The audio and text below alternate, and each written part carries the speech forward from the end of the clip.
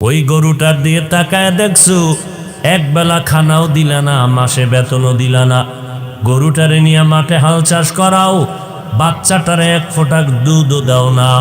ওই গরুটা খের ভুসি আর ঘাস খাওয়ার পরে 20-30 কেজি দুধ, পিওর দুধ তোমাকে দেয়। বাচ্চারে তুমি এক ফোঁটা দিলে না। ওই গরুটা যদি মেজাজ গরম করত, কোনো বনি আদমের শক্তি ছিল না দুধ দহন করে ঘরে আনবে। আল্লাহ বলেন নজর করে দেখ, এই গাভীটারে আমি তোমার কেমন খাদেম বানায় দিলাম, গোলাম বানায় দিলাম। একটা কুকুর সারাটা রাত তোমার বাড়ির দরওয়াজায় বসে পাহারা দেয়। রাতের বেলা একটা গাছের পাতাও যদি পড়ে যায়, কুকুর ঘেউ ঘেউ করে আওয়াজ দেয়, দিয়া বলে তোরা যা মনে করো, আমি বাড়ির পাহারাদার ঘুমাই নাই। আমার মালিকের পাহারা দেওয়ার জন্য আমি এখানে দণ্ডায়মান হয়ে গেলাম। এই কুকুর সারা রাত তোমার ঘর বাড়ি পাহারা দেয়, বিনিময়ে তুমি এক বেলার খানাও দাও নাই, একটা টাকাও দাও নাই। কুকুর কোনো দিন রাগ করিয়া মালিকের কামড়ও দেয় নাই। আল্লাহ পাক বলেন বান্দা, আমি আল্লাহ যেইভাবে সব তোমার গোলাম বানায় দিলাম, সব মখলুকাত তোমার গোলামি করতে বাধ্য। এরে বান্দা নজর করে দেখছো নি, রাতের বেলা তুমি মশারি টানাইয়া ঘুমাইতে গেলা, সারাটা দিন কাজ করেছো ব্যস্ত, রাতের বেলা একটু আরামের জন্য ঘুমাইতে গিয়েছো। আমি আল্লাহ রাতের পোশাক বানায় দিলাম তোমার ঘুমানোর জন্য। ওয়াজআলনাল লাইলা লিবাসা ওয়াজআলনান নাহারা মাআশা। ও বান্দা, রাত আমি দিলাম তোমার পোশাক বানায় তুমি আরামে ঘুমাইবা, দিন আমি দিলাম তোমার কামাই রুজি আরামের আয়েশের জন্য। রাতের বেলা যখন ঘুমাইতে যাও, মশারিটা নাইয়া যখন ঘুমায় গেলা, বাতি যখন বন্ধ করে দিয়েছো, 2-4টা মশা তোমার কানের কাছে আওয়াজ দেয়, কিন্তু কানের ভেতর থেকে ভেতরে ঢুকে না রে বাবা। নজর করে দেখছো নি, মশারির ছিদ্র এত ছোট, একটা মশা ঢুকার কোনো কায়দাই নাই। একবার যদি চিন্তা করে দেখতি রে মানুষ, ওই মশারির ছিদ্র দিয়া মশা কিভাবে ঢুকলো, অথচ মশারির ছিদ্র থেকে তোমার কানের ছিদ্র অনেক বড়, নাকের ছিদ্র অনেক বড়। মশাটা কানের কাছে ঘুরলো, একবারও কানের ভেতরে ঢুকলো না। যদি টুকিয়েই যাইতো, মানুষ তোমার ওখানেই মরণের ডাক এসে যেত। আমি আল্লাহ পাক ফেরেশতা পাঠাইয়া তোমার পেছনে পাহারাদার বানায় দিলাম। আমার বান্দা সারাদিন কাজ করার পরে ঘুমায়, ও ফেরেশতা পাহারা দাও আমার বান্দার ঘুমে যেন কোনো মশা ডিস্টার্ব না করে। আল্লাহ পাক বলেন, ও বান্দা, তোর নিজের জন্য আলোর দরকার, আমি আল্লাহ সূর্যের আলো দিয়া দিলাম। আমি আল্লাহ পাক তোমার প্রয়োজনে পানির দরকার, আমি আল্লাহ পানি দিয়ে দিলাম। আমি আল্লাহ তোমার প্রয়োজনে রাস্তা দরকার ব্যবস্থা করে দিলাম, জমিন দরকার ব্যবস্থা করে দিলাম, তোমার প্রয়োজনে বাতাসের প্রয়োজন ব্যবস্থা করে দিলাম, তোমার প্রয়োজনে বান্দা তোমার খানার দরকার, আমি জমিন থেকে খানার আয়োজন করে দিলাম। দেখ বান্দা, নিজের টাকা দিয়ে জমিন কিনলা, আবার নিজের টাকা দিয়ে ইট বালু সিমেন্ট রড কিনিয়া বিল্ডিং করলা। নিজের টাকায় জমিন কিনিয়া নিজের টাকায় বাড়ি করার পর আরামে ঘুমাইতে পারো না, কারণ ওই বাড়ির ট্যাক্স নেয় সরকার আদায় করিয়া। বলে বাড়ি করছো নিজের টাকায়, তাড়াতাড়ি সরকারের এবছর শেষে ট্যাক্স দাও, জমিনের ট্যাক্স দাও। আল্লাহ বলেন, জমিনটা আমি তোমার জন্য ফ্রি বানায় দিলাম, কোনো ট্যাক্স নিলাম না। আমি আল্লাহ যদি ট্যাক্স চাইতাম, কোনো মানুষ জমিনে বসবাস করার উপায় থাকতো না। আমি আল্লাহ কেমন রহমান, আমি আল্লাহ কেমন দয়াময়। আমি রব্বুল আলামিন সূর্যের আলোটারে ফ্রি বানায় দিলাম, বিনিময়ে কোনো বিল নিলাম না। দুনিয়ার মাথাওয়ালারা বুদ্ধি খাটাইয়া সূর্যটারে কন্ট্রোল করিয়া অস্ত্রের মাধ্যমে, যন্ত্রের মাধ্যমে বিদ্যুতের আবিষ্কার করলো। এরপরে বিদ্যুৎ দিয়া মাসে মাসে বিল দিতে হয়। বিল যদি তোমার বকেয়া হয়, ওয়ার্নিং দেওয়ার পরে, সতর্কতার পরেও না দিলে বিদ্যুতের তার কেটে দেয়। আল্লাহ বলেন, গোটা দুনিয়ার মানুষের জন্য আমি সূর্যের আলোটারে ফ্রি বানায় দিলাম, কোনো বিল দেওয়া লাগবে না। রাতের বেলা চাঁদের আলো ফ্রি দিয়ে দিলাম, কোনো বিল লাগবে না রে গোলাম। কারণ সূর্য আমার না, তুই বান্দা আমার। আমার মোহাব্বতের জন্য তোরে বানাইছি, আর সব মাখলুকাত তোমার গোলাম বানাইয়া দিলাম। দোকানে যাইয়া যদি বলো ভাইজান আমার এক গ্লাস পানি দাও আমার পিপাসা নিবারণের জন্য, দোকানওয়ালা বলবে এক গ্লাস কেন, আর একটু বেশি পানি নাও, 5 টাকা 10 টাকা দিয়া নাও। বিনা টাকায় তোমারে পানি দেয় না দোকানওয়ালা। আবার ঘরে বাড়িতে পানি নাও, পানির জন্য আবার তোমার সরকার বিল নিতেছে। আল্লাহ বলেন নজর করে দেখছো আমি আল্লাহ কেমন দয়ার মালিক। সারা দুনিয়ার মানুষের জন্য কত বিরামহীন বেপরোয়া ভাবে আমি আল্লাহ পানি দিয়া দিলাম, টনে টনে পানি ফিরি দিলাম, কোনো বিল আমি আল্লাহ চাই নাই। যদি মাসে মাসে বলতাম আমার পানি যারা ফিরি নাও 5 টাকা মাসে বিল দেওয়া লাগবে, দুনিয়ার কোনো বড় লোকেরও বেঁচে থাকার উপায় ছিল না। এরে বান্দা অক্সিজেন নাই, হসপিটালে গেলারে দৌড়াইয়া মিটার লাগাই দিলা, অক্সিজেনের পাইপ লাগাইয়া। কম্পিউটারে বিল উঠলো, আধা ঘন্টা অক্সিজেন তুমি নিয়েছো, এত টাকা বিল দাও। আল্লাহ বলেন নজর করে দেখ আমি তোমাদের জন্য বাতাসটারে ফ্রি বানায় দিলাম, 1 টাকাও কোনো মাসে বিল নিলাম না, চাইলাম না। এত কিছু তোমাকে দেওয়ার কারণ 3 বেলা তোমার খানার প্রয়োজন, আমি আল্লাহ পাক সুন্দরভাবে খানার আয়োজন করে দিলাম। ভাত আর রুটি খাবি, জমিন থেকে আমি আল্লাহ ধান দিয়া চাল দিলাম। আমি যদি জমিনে ধান না দেই তোর কোনো বাবার শক্তি নেই জমিন থেকে ধান উঠাবে। আমি যদি গম না দেই তোর কোনো বাবার শক্তি নেই জমিন থেকে গম উঠাবে। এই ধান আর চাল দিয়া বান্দা তুই ভাত পাকাইয়া খাবি, তরকারি লাগবে। এই আল্লাহ রব্বুল আলামিন কেমন ভাবে তোর জন্য কত হাজার ধরনের তরকারি দিলাম, শাক সবজির আয়োজন করে দিলাম, এক একটার মধ্যে এক একটা মজা লাগাইছি। এরে কচু শাক দিয়াও খানা খাবি, কলমি শাক দিয়া খানা খা। যত শাক দিছি শুধু পেট ভরার জন্য না, তোর শরীরের ভিটামিনের জন্য। ডাক্তারেরা কয় কচু শাক দিয়া খানা খাও, চোখের জ্যোতি বাড়বে, পাওয়ার বেড়ে যাবে, চোখের পাওয়ার কখনো নষ্ট হবে না। আল্লাহ পাক বলেন এই সবজি রান্নার জন্য পাকের জন্য তোর মশলা লাগবে। আমি আল্লাহ কুদরতের দ্বারা তোর আবার মশলার ব্যবস্থা করে দিলাম, জমিন থেকে পেঁয়াজ রসুনের ব্যবস্থা করে দিলাম, হলুদ মরিচের ব্যবস্থা করে দিলাম। তোমার বাবাও করে নাই, তোর আমার আম্মা জানো করে নাই। আমি আল্লাহ পাক তোমার সব মশলার আয়োজন করে দিলাম। সবজি কতদিন খাবি ভালো লাগে না, আমি আল্লাহ এবার তোর জন্য 1000 রকমের গোশতের আয়োজন করে দিলাম। ও বান্দা গরুটা জবাই দিয়ে খাবি, আমি আল্লাহ কোনো বাধা দিব না। বাচ্চাওয়ালা মুরগিটারে জবাই দিয়া রান্না করে খাও, বাচ্চাগুলো মা মা করে চিৎকার দেয়, তুমি কানেও নাও না। আমি আল্লাহ বেজার না, তোর খেদমতের জন্য বানাইছি, মনের মতো খা। আমি আল্লাহ পাক রব্বুল আলামিন গোশত তোর ভালো লাগে না, আবার নদীর মধ্যে 1000 রকমের মাছের আয়োজন করেছি। ও বান্দা মনে যত পারো তুমি আমার দেওয়া নিয়ামত মাছ খাও। এরে বান্দা 3 বেলার খানায় তোমার শরীরটা তাজা হয় না, আমি আল্লাহ তোমার শরীরটারে স্থায়ীভাবে তাজা রাখার জন্য 12 মাস ভিটামিন ফলের আয়োজন করে দিলাম। আঙ্গুর বেদানা কমলা তোমার আব্বা বানায় না, তোমার মা বানায় না, আমি আল্লাহ তোমার শরীরের ভিটামিনের জন্য কত ধরনের ফল ফ্রুটের ব্যবস্থা করে দিলাম।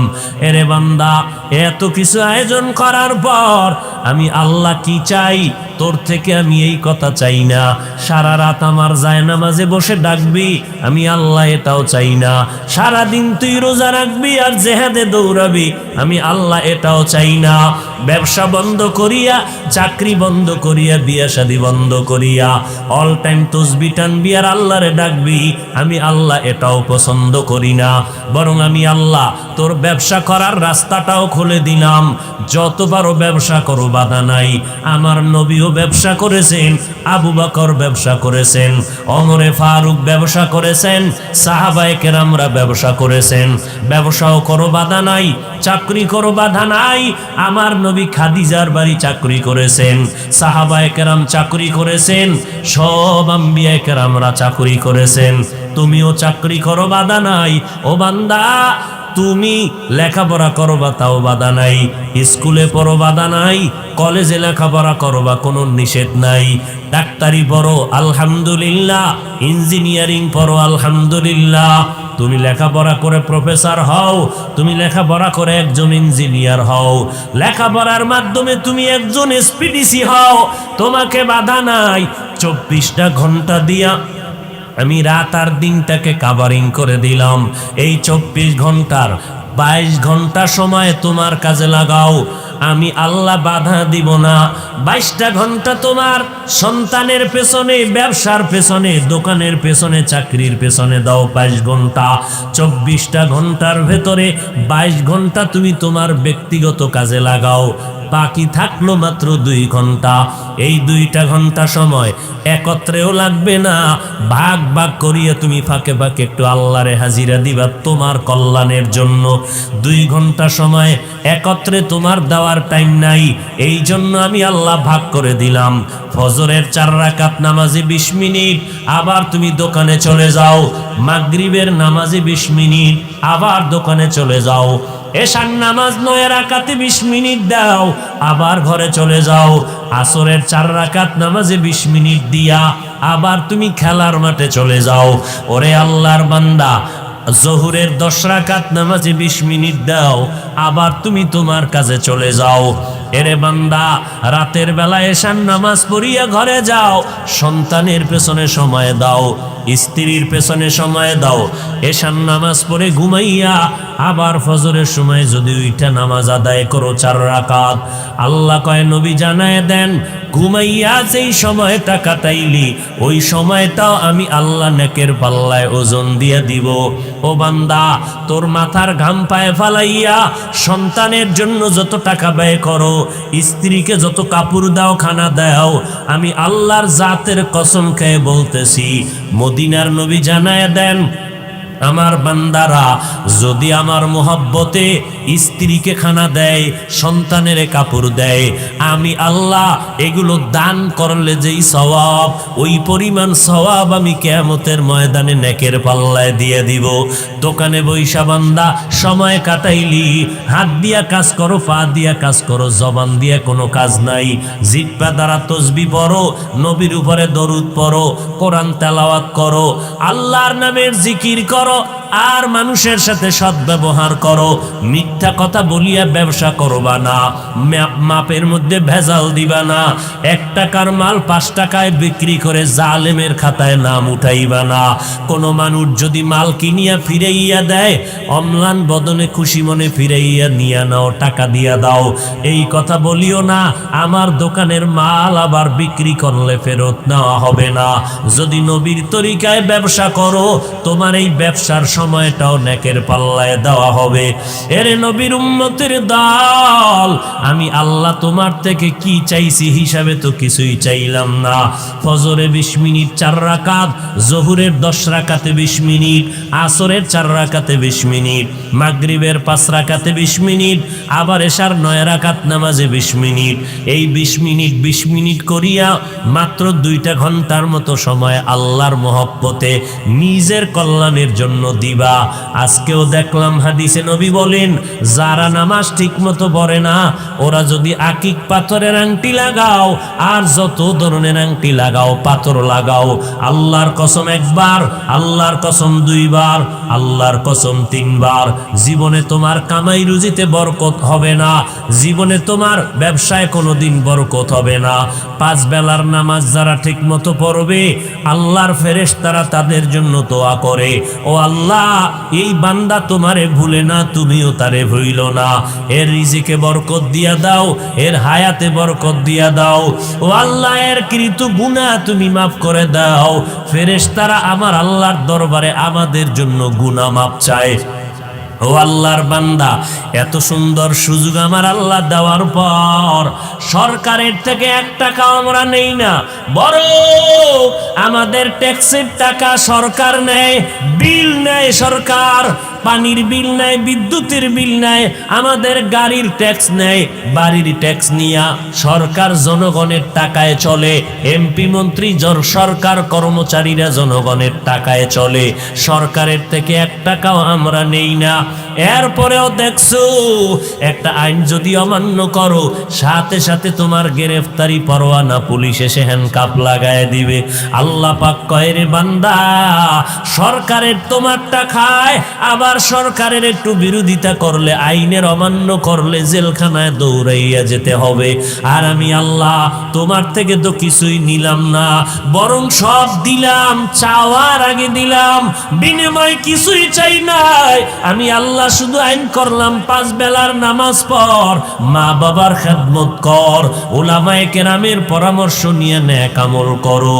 যেই গাদ্দারেরা আমার দেওয়া নেয়ামত খাইয়া সূর্যের আলো, চাঁদের আলো, পানি বাতাস ভোগ করার পর যেই নিমক আর আমার গাদ্দার, আল্লাহকে মানবা না, নবীর তরিকা মতে চলবা না, আল্লাহর বিরোধিতা করবা, নবীর বিরোধিতা করবা, আমি আল্লাহ তোমাদের তো ছেড়ে দিতে পারি না। তোমাদের মতো গাদ্দারের জন্য আমি আল্লাহ জাহান্নাম বানায়া রাখছি। তবে আমি আল্লাহ যতই অন্যায় করো, আমি তওবার দরজা দিয়া প্রতিদিন তোমারে ডাকতে থাকি, ইয়া ইবাদিয়াল্লাযীনা আসরাফু আলা আনফুসিহিম লা তাকনাতু মির রাহমাতিল্লাহ। পাহাড় সম পরিমাণও যদি গুনাহ করো, আমি আল্লাহর দরবারে মাথা নত করে 2 ফোঁটা চোখের পানি ছেড়ে তওবা করো। আল্লাহ বলেন, তওবা যদি করতে পারো, আমি এমন ভাবে পবিত্র বানায় দিব, মনে হয় যেন তুমি জীবনে একটা গুনার কাছেও যাও নাই, এমন ভাবে আমি আল্লাহ পবিত্র বানায় দিব। এই জমিনে কত বড় বড় বেঈমান আর নাফরমানেরও তো আমার আল্লাহ তওবার বিনিময়ে মাফ করে দিয়েছেন। কত বড় বড় বড় বড় গুনাহগার, সীমাহীন, এমন কোন গুনাহ নাই করে নাই, আল্লাহ পাক পরিশেষে তারে মাফ করে দিয়েছেন। আল্লাহর এক বান্দি এমন কোন গুনাহ নাই করে না, একটা নারী দুনিয়ার সব আমার অন্যায় করিয়া আল্লাহর বান্দি রাস্তা দিয়া হাঁটতেছে, হঠাৎ নজর করে দেখে রাস্তার পাশে একটা কুকুর জিহ্বা বের করে কাঁদতেছে, পানির পিপাসা। আল্লাহর বান্দি জাহান্নামী গুনাহগার দৌড়াইয়া চলে গেল পানির নিকটে, পানি আইনা কুকুরের পান করাবে, কিন্তু পানি নেওয়ার মতো কোনো পাত্র নাই। ওই মহিলা জাহান্নামী নারীটার পায়ে ছিল চামড়ার মুজা, চামড়ার মুজাটা খুলিয়া যখন পানি কূপের থেকে উঠাবে, দেখে পানি আরো নিচে, মুজা দিয়েও উঠানো যায় না, হাতের নাগালে পাওয়া যায় না। আল্লাহর বান্দি গুনাহগার, এবার মাথায় ছিল বান্দির ওড়না লাগানো। একটা জাহান্নামী গুনাহগার নারী রাস্তা দিয়া ওড়না মাথায় দিয়া যায়, আর আমার মুসলমান সন্তানের মা বোনেরা রাস্তা দিয়া যায়, ওড়না পরে না, যাও পরে তাও গলার মাফলা বানাইয়া রাখে। ওই জাহান্নামী নারীটা মাথার ওড়নাটা খুলিয়া একটা মাথা মুজায় বাঁধলো, মুজার সাথে বাঁধিয়া কূপের থেকে পানি উঠাইয়া এবার দৌড়াইয়া ওই গুনাহগার নারীটা ওই কুকুরটাকে পানি পান করাইয়া দিল। সাথে সাথে আমার নবী ডাক দিয়া কয়, সাহাবায়ে কেরাম, ওই বান্দি যখন কুকুরের পানি পান করাইল মোহাব্বত নিয়া, কুকুর কষ্ট পাইতেছিল, ওই মহিলার এতটুকু খেদমতে আমার আল্লাহ এত খুশি হয়ে গেলেন। আল্লাহ পাক গাইবি আওয়াজ দিয়া কয়, রে বান্দি, জীবনে যত গুনাহ করছো আমি আল্লাহ তোর সব গুনাহগুলো মাফ করে দিলাম।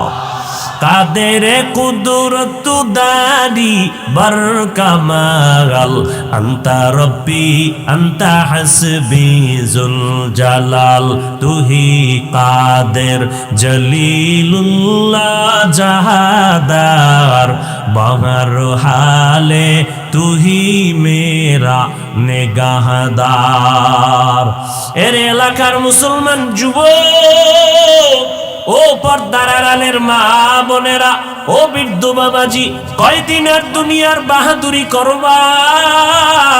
এই দুনিয়ায় বড় বড় ক্ষমতাওয়ালা টাকাওয়ালা বাহাদুর নমরুদ, হামান, ফেরাউন, সাদ্দাত কেউ তো বাঁচতে পারলো না। ও আল্লাহর বান্দারা, কত এই মহামারী করোনায় কত তাজা তাজা প্রাণ চলে গেল। ও যুবক ভাই, আল্লাহর মোহাব্বত নিয়ে তওবা করে নাও। অনেকে মনে মনে ভাবে হুজুরদের কথা মানিয়া যদি আমরা নবীর তরিকা মেনে চলি স্বাধীনতা নষ্ট হয়ে যাবে। আমি বিবেকের কাছে প্রশ্ন করি, ও যুবক ভাইরা, বিশিক্ষিত মুসলমানেরা, জবাব দাও। আজকে আমরা যারা নবীর তরিকা মেনে চলি, আপনারা যারা নবীর তরিকা মানেন না, নামাজ নাই, রোজা নাই, পর্দা নাই, দাড়ি নাই, টুপি নাই, বলেন আপনারা আমাদের থেকে কত আরামে আছেন, কি পরিমাণ শান্তিতে আছেন? খোদার কসম করে বলি, ও মুসলমানেরা, চোখের সামনে বলতেছি, গোপন কোনো কথা না, আপনারা যতই মনে করেন আমাদের থেকে স্বাধীন আছেন, আল্লাহর কসম আপনারা আমাদের থেকে স্বাধীন নাই। বরং আমরা টুপিওয়ালা দাড়িওয়ালারাও দেখতেছি আপনারা নবীর তরিকা বাদ দিয়াও যেমন 3 বেলা খান, আমরা নবীর তরিকা মানার পরেও তো 3 বেলা খাই। আপনারা নবীর তরিকা বাদ দিয়া বাজার করেন, ব্যবসা করেন, চাকরি করেন। আমরা নবীর তরিকাওয়ালারাও তো বাজার করি, ব্যবসা করি, চাকরি করি। আপনারা নবীর তরিকা বাদ দিয়া আজকে বিয়া শাদী করলেন, সন্তান নিলেন। আমরা নবীর তরিকা ঠিক রাখিয়াও বিয়া করলাম, সন্তান নিলাম। আপনারা নবীর তরিকা আল্লাহর হুকুম বাদ দিয়া দেশ বিদেশ ভ্রমণ করেন। আমরাও তো আলহামদুলিল্লাহ নবীর তরিকা ঠিক রাখিয়াও তো দেশ বিদেশ সফর করি স্বাধীনভাবে। তাহলে আপনারা নবীর তরিকা বাদ দিয়া তো 1 ইঞ্চি আমাদের থেকে সম্মানে নাই। বরং আলহামদুলিল্লাহ আমরা যারা নবীর তরিকা মেনে চলি, এমপি সাহেব দেখা হলে কয় হুজুর দোয়া চাই, মন্ত্রী সাহেব দেখা হলে কয় দোয়া চাই, ডিসি স্ত্রী মহোদয় দোয়া চায়। শুধু তাই না রে বাবা, আপনাদের চলাফেরায় ভয়। বন্ধুরা আড্ডায় গেছে, আপনি যদি আড্ডায় না যান আপনার উপরে হামলা। বন্ধুরা একটা অন্যায় করবে, আপনি যদি ওদের সাথে মতে একমত না হন আপনার উপরে হামলা। তারপর ব্যবসা বাণিজ্যের মধ্যে গিয়া আর এক ব্যবসায়ীর সাথে জের ধরিয়া হামলা। আর আমরা যারা নবীর তরিকা চলি, আমাদের ব্যবসা সীমিত, আমাদের চাকরি সীমাবদ্ধতার মধ্যে, আমাদের সাথে কোনো কলহ দ্বন্দ্ব নাই, বরং সব সাইডে আমাদের সম্মান। নামাজের আজান হয়ে গেল, সাইনবোর্ড লাগায় দিলাম নামাজের বিরতি, বেচা কেনা বন্ধ। সাঁতার টান দিয়া নামাজি ব্যবসায়ী লোকটা নামাজে চলে গেল, কারো সাথে বান্দার কোনো ঝগড়া নাই।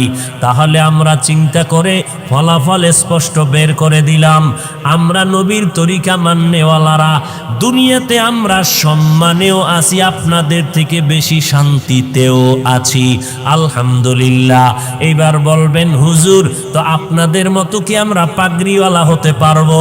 না, পাগড়িওয়ালা হওয়ার দরকার নাই। আমাদের মতো আপনাদের লম্বা জামা পরিয়া মক্কার ইমাম হওয়া লাগবে না। বরং আপনার লাইনে থাকিয়া শুধু অনুরোধ একটা, আপনার বিবেকের কাছে, আপনার ডানে বামে তাকাইয়া নজর করে দেখেন, আপনার মতো যুবক স্কুলে পড়ে, কলেজে পড়ে, 5 বেলার নামাজি দাড়িওয়ালা আছে না নাই? তাহলে আপনি নিজেরে প্রশ্ন করেন, আপনি কেন পারেন না? আপনার আমার মতো যুবক গাড়ি চালায়, ড্রাইভারি করে, শ্রমিকের কাজ করে, 5 বেলার নামাজির অভাব নাই, আপনি কেন পারবেন না? আমার মনে হয় আল্লাহ আপনার উপরে বেজার, মা বাবার বরদোয়া লাগছে আপনার উপরে। না হয় এত বয়ান করার পরেও কেন তওবা করেন না? আপনার আমার মতো যুবক র্যাব, আর্মি, পুলিশ, বিডিআরের চাকরি করে, 5 ওয়াক্ত নামাজির অভাব নাই, আপনি কেন পারবেন না? আপনার আমার মতো বান্দা এমপি, মন্ত্রী, কোটি টাকার মালিক, ব্যবসা করে, হালাল ভাবে, হারাম খায় না, নামাজির অভাব নাই, আপনি কেন পারবেন না? আল্লাহর কাছে এখনো সময় আছে, তওবা করে নেন। মনটাকে বুঝাইতে থাকেন, এরে মন, আজকে দুনিয়ার ডানে বামে বন্ধু বান্ধবের অভাব নাই, বাড়ি গাড়ি টাকা পয়সার অভাব নাই, কিন্তু যেদিন আমার চক্ষু 2টা চিরতরে বন্ধ হয়ে যাবে, ওই দিন আমার আপনজনেরা গেঞ্জিটা বেলেট দিয়া কেটে রাখবে, সাদা 3টা কাফনের প্যাকেট বানাইয়া কবরে নিয়ে যাবে। ওই অন্ধকার কবরে আমার আপন বলতে কেউ থাকবে না। ওই কবরে ডানে মাটি বামে মাটি অন্ধকার। ওই কবরে যাওয়ার পরে 3টা প্রশ্ন করা হবে, রবের পরিচয় দাও, ধর্মের পরিচয় দাও, রাহমাতুল লিল আলামিনের পরিচয় দাও। ওই কবরে কাউকে জিজ্ঞাসা করা হবে না তুমি কয় টাকার মালিক, তুমি কত লেখাপড়া করেছো, তুমি ধনী না গরিব, আলেম না মূর্খ, একবারও জিজ্ঞাসা করা হবে না। নবী বলেন এই 3টা প্রশ্নের জবাব যারা দিবে তাদের কবর হবে জান্নাতের বাগান। যারা জবাব দিতে পারবে না তাদের কবর হবে জাহান্নামের গর্ত। নবী বলেন কারা পারবে? দুনিয়াতে যারা রবের গোলামি করে যাবে, কবরে গিয়ে তারা জবাব দিবে রব্বি আল্লাহ। দুনিয়াতে যারা ইসলাম মেনে চলবে, কবরে গিয়া জবাব দিবে দ্বীনুল ইসলাম। দুনিয়াতে যারা নবীর সুন্নতের আমল করবে, কবরে গিয়া নবীকে দেখে ফেলবে, আল্লাহ অর্ডার করবে ফেরেশতা এই বান্দাটা দুনিয়াতে কষ্ট করেছে নবীর দিন কায়েমের জন্য, এখন আর কষ্ট দিও না, বেহেশতের বিছানা কবরে দাও, 3.5 হাত কবরকে বড় একটা বালাখানা বানাও, জান্নাতের সাথে রাস্তা বানায় দাও, আমার বান্দা এখন আরামে ঘুমাবে কিয়ামত পর্যন্ত। নবী বলেন প্রশ্নের জবাব যারা দিতে পারবে না, কারা পারবে না? যারা দুনিয়াতে রবের গোলামি করে না, নবীর সুন্নত মানে না, ইসলাম মানে না, এরা কবরে গিয়া একটা প্রশ্নের জবাবও দিতে পারবে না। আল্লাহর নবী বলেন তখন আমার আল্লাহ রাগান্বিত হইয়া ফেরেশতাকে বলবে, ফেরেশতা এই নাফরমান গুনাহগার দুনিয়াতে আমি কম সুযোগ দেই নাই, আমার দেওয়া পানি বাতাস চন্দ্রের আলো সূর্যের আলো ভোগ করিয়া, আমার দেওয়া নদীর মাছ গাছের ফল জমিনের ফসল খাইয়া এত বড় নিমক হারাম একবারও আলহামদুলিল্লাহ বলে নাই। ওলামায়ে কেরাম নামাজের কথা বলতো পায়ে ধরিয়া, একবারও মসজিদে গিয়া নামাজ আদায় করে নাই। এখন আর সময় দিও না, কবরের মধ্যে জাহান্নামের বিছানাটা দাও, জাহান্নামের সাথে রাস্তা বানাইয়া দাও। একটা না দুইটা না, কবরে 99টা সাপ এসে ভরে যাবে।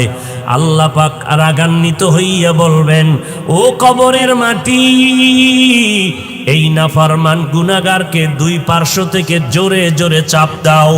কবরের 2 পার্শ্বের মাটি এত জোরে চাপ দিবে পাজরের হাড়গুলো চুরমার হয়ে যাবে।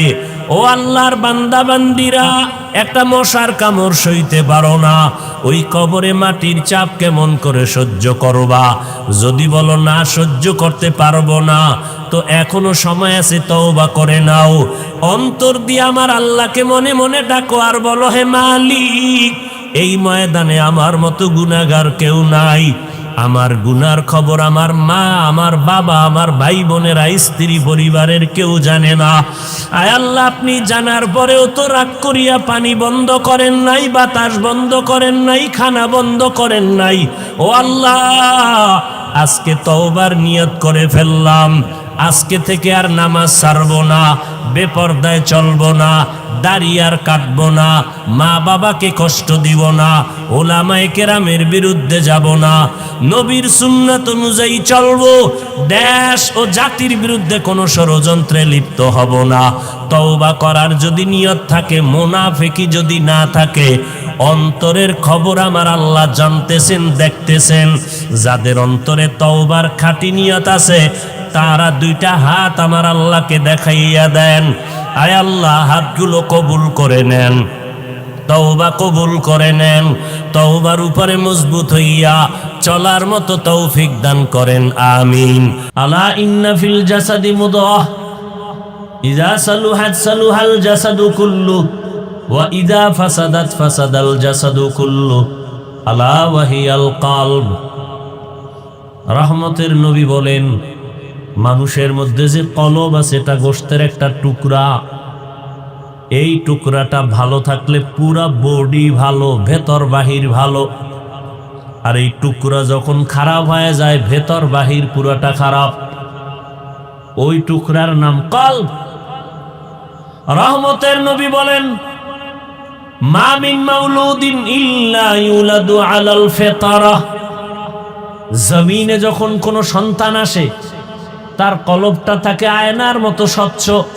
ফাআবাওয়াহু ইউহাব্বিদানিহি আও ইউনাসসিরানিহি আও ইউমাজ্জিসানি ইলা আখিরিল হাদিস। নবী বলেন, মা বাবা ওই সন্তানের অন্তরটাকে নষ্ট বানায়, মূর্তি পূজারি বানায় মা বাপ, অগ্নি পূজারি বানায়, গায়রুল্লাহর গোলাম বানায় মা বাবা।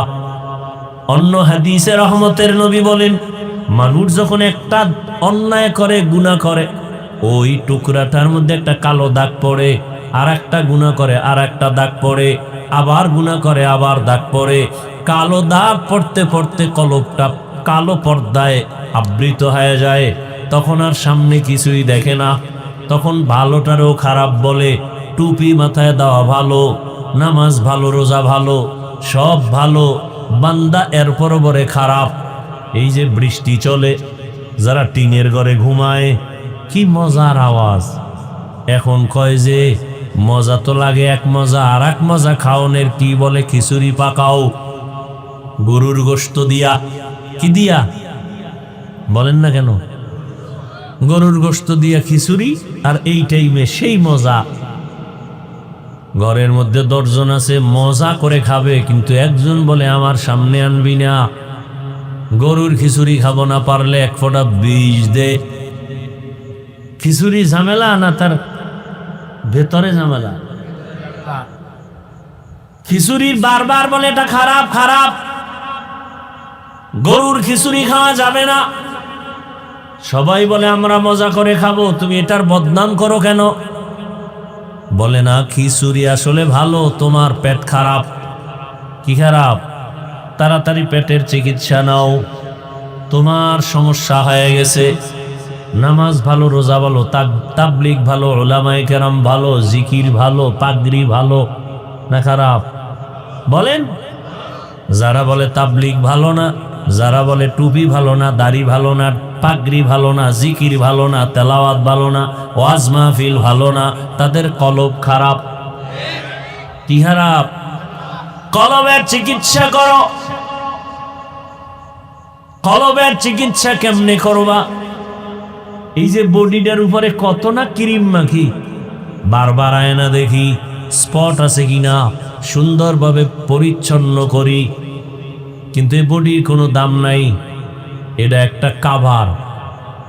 ভেতরে আসল জিনিস চলে গেলে বলে এটা মানুষ না, মানুষের লাশ। ছেলে কান্দে, আব্বা নাই, সামনে সাদা কাপড়ে পেঁচানোকে বলে এটা বাবার লাশ। তুই এরই তো বাপ ডাকলি এত বছর, এখন কেন বলো বাবা নাই? তাহলে তুই আসল বাবারে চিনোস নাই, আসল বাপ চলে গেছে, এখনকার বাবা নাই। তুই দেহটা পড়ে আছে বলে এটা বাবার লাশ, তাহলে তুই দেহটাকেই তো আব্বা কয়ে ডাকলি, এখনো তো সেই আকৃতির দেহটা আছে, এখন কেন বলো বাবা নাই? তাহলে আসল বাবাকে চিনোই নাই। তাহলে তোমার আসল চেহারাটা, তোমার এই চেহারার দাম নাই, পোকায় খেয়ে ফেলবে চেহারা, কিন্তু তোমার ভেতরে আসল জিনিস, ওটার কয়দিন তুমি পরিষ্কার করছো? দেহটায় ময়লা লাগছে, সাবান লাগাও, না হয় মানুষ খারাপ বলবে। শরীরের কাপড়ে ময়লা, সাবান লাগাও। কলবের মধ্যে গুনার ময়লা লাগছে, কয়দিন তুমি পরিষ্কারের চিন্তা করেছো?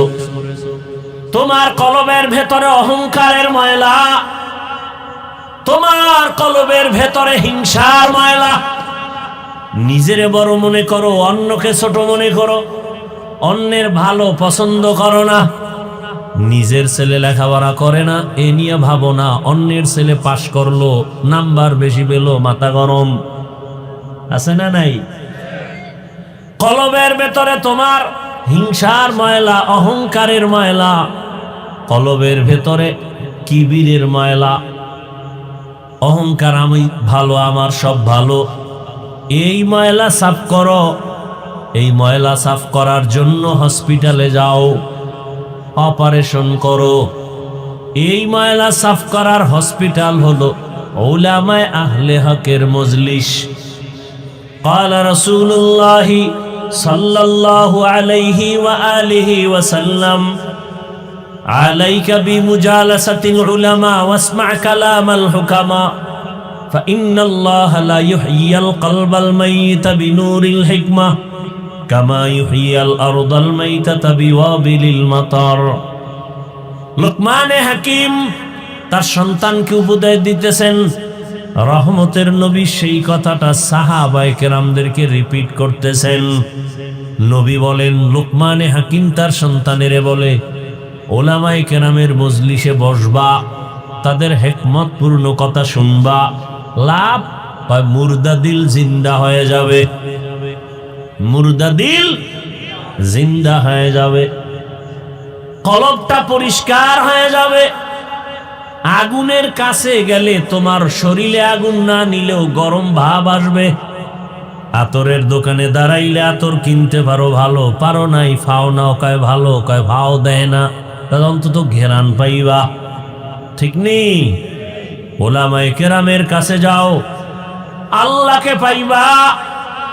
যদি আল্লাহকে অন্তত নাও পাও, আল্লাহ পাওয়ার ঠিকানাটা জানবা। কি আল্লাহরে কোথায় পাওয়া যায়?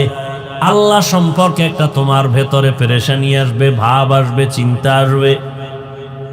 ওলামায়ে কেরামের মজলিস ছাড়া দিন বুঝার জানার কোনো পথ নাই। অতএব ওলামায়ে কেরামের কাছে যাও, তাদের মাধ্যমে কলবকে তুমি জিন্দা বানাও।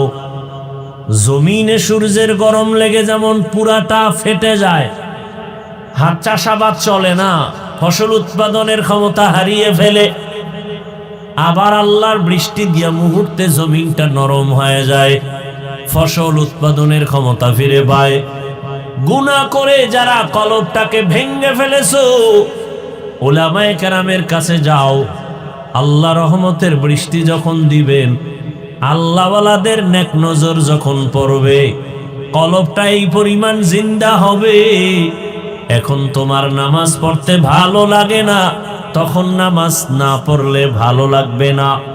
এখন তোমার রোজা রাখতে ভালো লাগে না, তখন তোমার রোজা না রাখলে ভালো লাগবে না। দুনিয়ার পেছনে ঘুরিয়া কি পাইছো? কই নমরুদ কি পাইল, সাদ্দাত কি পাইল, ফেরাউন কি পাইল? ফেরাউনের লাশ তো আজও পড়ে আছে। মিশরের পুরা ক্ষমতা পাইয়া এছিল একটা ফকিন্নির বাচ্চা। ফেরাউন না, চরম এক ফ্যামিলি ছিল, গরিব। ক্ষেতের মধ্যে শশা এদিকে টাইনা টাইনা মিশরে নিয়ে বিক্রি করে 8 আনা পয়সা পাই। ওই সময়ের হিসাবে যা পাইয়া পাইয়া আস্তে আস্তে আস্তে আস্তে কিছু টাকা হয়েছে। এক সময় ফেরাউন চেয়ারে বৈশা, ওই তদানীন্তন সময়ের মূল প্রধান বাদশা মারা গেছে। ফেরাউন বৈশা এক পর্যায়ে পাওয়ার পাইয়া ওজির আজম হামানকে বলে, শরীরের মধ্যে কেমন যেন এক গরম গরম ভাব, তো কি করবা? কয় খোদা দাবি করতে মনে চায়। হামান বলে করো, করলে আর ছোট খোদা দাবি করে লাভ কি, বড়টাই করো। কোরআনের আয়াত। ফেরাউন বলল, আনা রব্বুকুমুল আলা, আমি শুধু খোদা না, বরং সব খোদার বড় খোদা। সেই ফেরাউন মাটি গ্রহণ করে নাই, আজও জমিনের মধ্যে আছে। কই গাদ্দাফি, কই সাদ্দাম, চোখের সামনের গুলো বলতেছি, কই? চোখের সামনে সব শেষ। আমেরিকার বুশ কোথায় গেল? চোখের সামনে যমুনা গ্রুপের মালিক কই গেল? মহামারী করোনায় আক্রান্ত হয়ে গেল। ডাক্তারকে বলে, কত হাজার কোটি টাকা চাও, স্পেশাল ফ্লাইটে আমাকে সিঙ্গাপুরে নাও। টাকা দিতে চাইলো, কিন্তু কেউ দেহর মধ্যে রুহুটা ফিরায় দিতে আর পারলো না। সাদা কাফনের প্যাকেট হয়ে চলে গেল। কই বিল্ডিং ওয়ালা? বিল্ডিং পড়ে আছে, বিল্ডিং ওয়ালা নাই। তো দুনিয়া দুনিয়া যারা করো, কত যুবক চোখের সামনে হঠাৎ বলে বুকে ব্যথা, ধইরা দেখে নাই। এক যুবক সন্তান, এলাকায় সবাই তারে ভালো জানে, সিঙ্গাপুরে যাবে, ভিসাও হইছে, কয়েক মাসের মধ্যেই চলে যাবে, ফ্লাইট আসবে, ভিসা হয়ে গেছে। আদরের সন্তান, কয়েকদিন আগের ঘটনা, সকাল 8টা-9টায় বলে, আম্মু আমি একটু দোকানে যাই। কেন? বলে আমার বন্ধু ডাকছে, একটু চা পান করবে, একটু চা খাই আসি। তো মোটর বাইক নিয়ে রওনা হয়েছে, এমন ভাবে অ্যাক্সিডেন্ট হয়ে গেল, জায়গায় শেষ। সিঙ্গাপুরের ভিসাও রেডি, কিন্তু কবরের ভিসা যাচ্ছে কে জানে। বন্ধুর সাথে আর দেখাও হলো না। কি পরিমাণ যুবক বাইক অ্যাক্সিডেন্টে মরে যায়, ওটি তো আর বুড়ারা উঠে না। ওই মরণস্ত্র যুবকদের, ওই বাইক চালায় যারা, এটা একটা নতুন মরণস্ত্র। এটা হলো ডাইরেক্ট, আর ইনডাইরেক্ট মরণস্ত্রের নাম মোবাইল।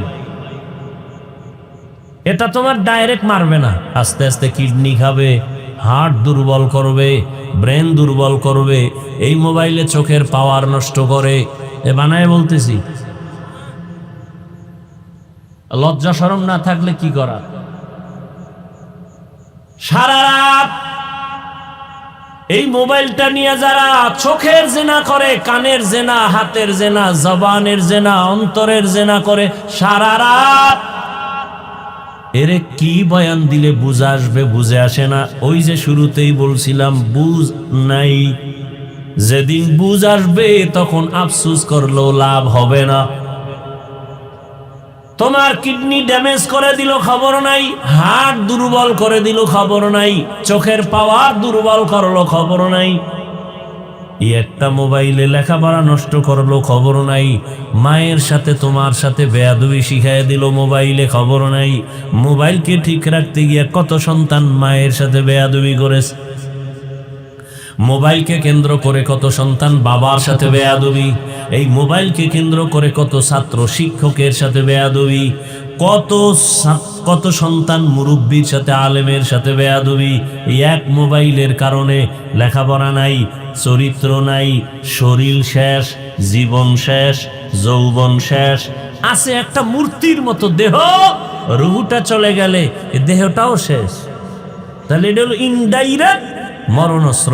আর ডাইরেক্ট যুবকের মরণস্ত্রর নাম কি? দাবি দয়া ছাইরা মায়ে বাবার থেকে আগেই ছাড়াই নিস। যারা মোবাইল চালাও 24 ঘন্টা পাগলের মতো, কখন যে হঠাৎ করে স্ট্রোক করে মরে যাবি বলা যায় না। বিদায় নিয়ে আনিস মা বাবার থেকে আগের থেকে। আর যত মনে চায় আকাম করে নে, কখন চলে যাবি তোর টিকিট নেই। মনের খাহেশ মিটাইয়া কর, যেন আর কোনো খাহেশ না থাকে, আফসুস না থাকে যে এটা পারলাম না।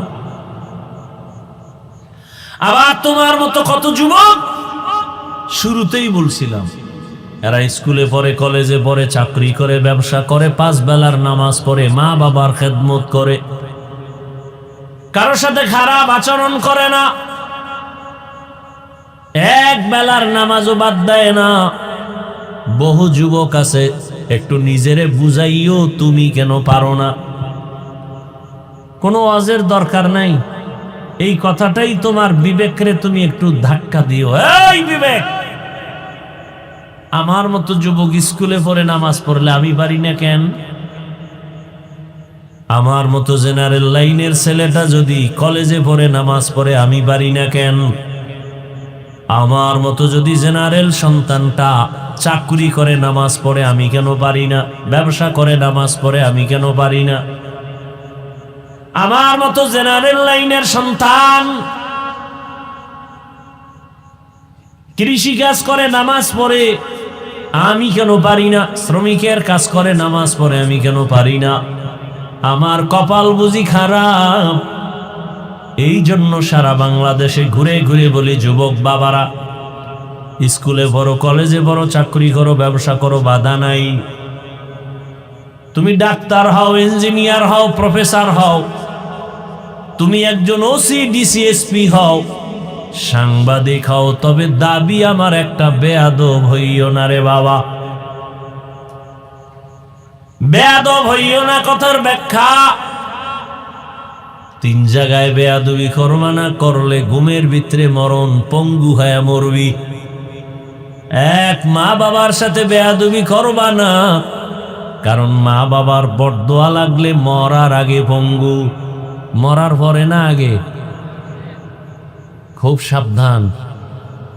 2, শিক্ষকের সাথে বেয়াদবি করবা না, কারণ তুমি আজকে মানুষ হওয়ার পেছনে মা বাবার চোখের পানি, শিক্ষকের অবদান অস্বীকার করার কোনো সুযোগ নেই। 3, তুমি ওলামায়ে কেরাম, মুরব্বীদের সাথে বেয়াদবি করবা না। এবং এ কথাটাও লিখে রাখবা, কোনো মা বাবা সন্তানকে বরদোয়া করে না, কোনো শিক্ষক ছাত্রকে বরদোয়া দেয় না, কোনো আলেম উম্মতকে বরদোয়া দেয় না। তবে বরদোয়া করা লাগে না, অন্তর থেকে এসে যায়। মা বাবায় তোমার আচরণে কষ্ট পাইয়া যদি বলে, আহ এটাই তোর জন্য কাল, এই নিঃশ্বাসটাই তোর জন্য শেষ, ধ্বংসের কারণ। শিক্ষক তোমার আচরণে কষ্ট পেয়ে যদি নিঃশ্বাস ফেলে, তোমার লেখাপড়া ধ্বংসের জন্য নিঃশ্বাসটাই যথেষ্ট। ওলামায়ে কেরাম যদি কষ্ট পেয়ে নিঃশ্বাস ফেলে, তোর চরিত্র ধ্বংসের জন্য নিঃশ্বাসটাই যথেষ্ট। মানুষের জীবনের সব থেকে অমূল্য সম্পদ হলো চরিত্র। আর একটা অমূল্য সম্পদের নাম সুস্থ জীবন। এই দোনোটা নষ্ট করে মোবাইল। চরিত্র নষ্ট করে মোবাইল, সুস্থতাও নষ্ট করে মোবাইল। সংক্ষেপে 1 মিনিটে একটা উদাহরণ দিয়ে শেষ করি। আল্লাহর দেওয়া মানুষের সুস্থতার জন্য আল্লাহ দিয়েছেন অমূল্য একটা সম্পদ, ফ্রি, রাতের ঘুম। সারাদিন তুমি ঘুমাইলো, রাতের 1 ঘন্টা ঘুমের বরকত হবে না। সেই রাতের ঘুম শরীরের ঔষধ, তাও কিন্তু প্রথম রাতের অংশের ঘুম ঔষধ না, রাতের শেষ অংশের ঘুম ঔষধ না, মধ্যখানের ঘুম। কোন ঘুম?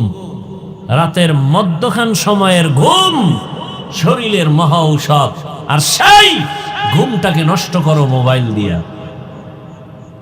অনায়াসে অসুস্থ হয়ে যাবা, টের পাও না কেন? বয়স বাড়বে তখন সব টের পাইবা, অকাল মরণ হবে অকাল। ইয়া আইয়ুহাল্লাযীনা আমানুত্তাকুল্লাহা ওয়াল তানজুর নাফসুম মা কদ্দামাত লিগাদিন ওয়াত্তাকুল্লাহ। তোমার এই জীবনের কোনো মূল্য নাই, তোমার আসল একটা জীবন আছে, পরকাল জীবন। আজকে কাজী নজরুল, কবি নজরুল নাই, সারা দেশের মানুষ কবি নজরুলের গুণগান গায়নি। কথা বলেন না কেন? কবি নজরুলের কবিতা বলে, তৃপ্তি অর্জন করে, জানে না সে নজরুলের চেহারাটা কেমন, জানে না সে নজরুলের শিক্ষক কারা, জানে না সে নজরুলের বাপমা কারা। মরিয়া গেল সে নজরুল সবার হৃদয় আছে অমর হয়ে। কথা ঠিক? তুমি মরলে স্মরণ করবে তোমার মা বাবা কি বলে, মনে মনে বলবে একটা মুসিবত দূর হয়ে গেছে, ওর কারণে কত জায়গায় লজ্জায় মুখ দেখাইতে পারতাম না, ওর চরিত্র এত খারাপ। মরিয়াও অমর যদি হতে চাও, এ দুনিয়া ছেড়ে দাও, আখিরাতের সামনের জীবন তুমি অর্জন করো। তোমার আসল জীবন পরকালের জীবন। এই আমরা যারা দুনিয়া দুনিয়া বাদ দিয়া চেষ্টা করি আখেরাত আখেরাত, এই চিন্তায় নামাজ পড়লাম, দাড়ি রাখলাম, টুপি পরলাম, জিকির করি, তেলাওয়াত করি, পর্দা করি, হালাল খাই, বলো তো আমাদের থেকে সম্মান কমে গেছে? বরং আল্লাহর জাতের কসম, এখনো কোরআনওয়ালা রসুলের আদর্শওয়ালাদের মতো শান্তিতে আর সম্মানে জমিনে কেউ নাই। আর যারা আখিরাত বাদ দিয়া শুধু দুনিয়া দুনিয়া দুনিয়া দুনিয়া করে পাগলের মতো ঘুরছে, আজকে তারা দুনিয়াও পেল না, আখিরাত তো পাবেই না। কই দুনিয়া? কিচ্ছু নাই, শেষ। চেয়ারম্যানের চেয়ারের মেয়াদ শেষ, এমপি সাহেবের চেয়ারের মেয়াদ শেষ। আল্লাহর রহমতে যারা আমরা নবীর আদর্শে আমগো চেয়ারের মেয়াদ শেষ হবে দূরের কথা, মেয়াদি নাই। শেষ হবে কি? মেয়াদি নাই। এটার কারণ কি? টাকা দিয়া সম্মান কিনলে প্রথমে ফুলের মালা, ফাইনালে জুতার মালা। আর আমার মাওলার দেওয়া সম্মান হলো দুনিয়ায়ও বাদশা, পরকালেও বাদশা। এজন্য আখিরাতের মালা গলায় লাগাও। কই আমরা যারা দুনিয়া বাদ দিয়ে চলি, কই আমগো ব্যবসাও চলে, চাকরিও চলে। আচ্ছা, আখিরার মানে কি ব্যবসা করা যাবে না, চাকরি করা যাবে না? সব যাবে, বাকি আখিরাত বানায় করতে হবে। কি করতে হবে? ও যুবক বাবারা, তোমরা দুনিয়া দুনিয়া করিয়া 3 বেলা খাও, আমরা আখিরাত আখিরাত বলিয়া 1 বেলা খাই। এই মোনাজাত দিয়ে তুমি এক্ষুনি বুঝো, তোমরা দুনিয়া দুনিয়া বইলে কয় বেলা খাও? 1 বেলা। আর আমরা আখিরাত আখিরাত বইলে কয় বেলা খাই? তো তুমি আমার থেকে আগাইলা কই? তোমরা দুনিয়া দুনিয়া কইয়া রাতে ঘুমাও, আমরা আখিরাত বলিয়া রাতে ঘুমাই। তুমি দুনিয়া দুনিয়া করিয়া আজকে তুমি বান্দা বিভিন্ন দেশে ঘুরো, আমরা আখিরাত আখিরাত বলিয়া আমরা দেশ বিদেশে ঘুরি। তোমরা দুনিয়া দুনিয়া করে চাকরি করো, ব্যবসা করো, বিয়া করো, আমরা আখিরাত আখিরাত করে ব্যবসাও করি, চাকরিও করি, বিয়ে শাদিও। তোমাদেরও সন্তান আছে, আমাদেরও আছে। তাহলে তোমরা আগাইলা কোথায়? কই আমাদের তো খানা বন্ধ হয় নাই, ঘুম বন্ধ হয় নাই, চাকরি বন্ধ হয় নাই। হয়তো বা তোমাদের তুলনায় আমগো 10 তলা বিল্ডিং নাই, টাকার পাহাড় নাই, কিন্তু আমাদের কাছে যে সম্মান আছে এটা তোমাদের কাছে নাই। তাহলে আমরা আখিরাত বলতে গিয়া তো কই দুনিয়াতে সম্মান কমে নাই, খানা বন্ধ হয় নাই। বরং তোমরা দুনিয়া দুনিয়া করি এক সময় বাড়ি কইরা বাড়ি বেচছো, বাড়ি তুইয়া পালান লাগছে, ঠিক না? মহামারী করোনায় স্কুল বন্ধ, কলেজ বন্ধ, চাকরি বন্ধ, ব্যবসা বন্ধ। জানছনি, খবর রাখছনি যে একটা মাদ্রাসাও এ দেশে বন্ধ হয় নাই, কোনো হুজুর না খাইয়া মরে নাই। মাস্ক পরছে, ট্রিপল মাস্ক, মরবে না করোনা, কিন্তু এই সময় মানুষ মরে নাই। বাবা মারা গেছে, ছেলেরা কাছে যায় না, করোনা। কিন্তু তাকাইয়া দেখছো ওই সময় আমার দেশের টুপিওয়ালারা শত শত করোনার লাশ হাত দিয়া ধইরা গোসল করাইয়া, কাফন পরাইয়া, জানাজা পড়াইয়া কবরে রাখছেন। একজন হুজুরেও করোনায় মরে নাই, আর ট্রিপল মাস্ক ওয়ালারা মরে গেছে। সম্মান আমার আল্লাহর দেওয়া, এটা বড় দামি। এজন্য 1000 বছর আগে রহমতের নবী বলে গেছেন, চ্যালেঞ্জ দিয়া গেছেন, 2 জিনিস ধরে রাখলে ঈমানও যাবে না, সম্মানও যাবে না। তারাকতু ফীকুম আমরাইন লান তাদিল্লু মা তামাসসাকতুম বিহিমা কিতাবাল্লাহি ওয়া সুন্নাত রাসূলি। 2 জিনিসের এক হলো কোরআন, দ্বিতীয় হলো রসুলের সুন্নাত আদর্শ। ও মুসলমান যুবক বাবার, আমাকে জবাব দাও, নবীজির রেখে যাওয়া আদর্শ এটা মানবে হিন্দুরা, বৌদ্ধরা, খ্রিস্টান? নবীজির রেখে যাওয়া আদর্শ মানবে কারা? কোন দেশের? লন্ডন? কোন দেশ বলেন? সারা দুনিয়ার মুসলমান শুধু এই নাগরপুরের ডাবা, আপনারা আপনাদের জন্য আলাদা কিছু না? আপনারা মুসলমান না, কোনটা? মানেন না কেন রসুলের আদর্শ? আচ্ছা, মানলে ক্ষতি হয়? একজনে বলেন হ্যাঁ রসুলের আদর্শ মানলে ক্ষতি। আল্লাহর কসম, আমি এখন নবীর আদর্শ বাদ দিয়ে দেব।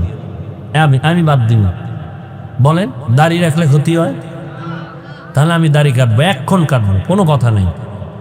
নামাজ পড়লে ক্ষতি?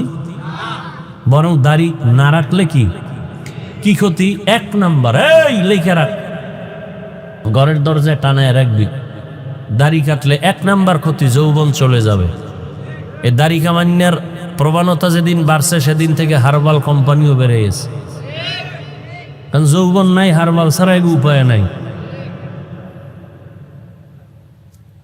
হাসিও না, খুব হিসাব করে কথা বলতেছি।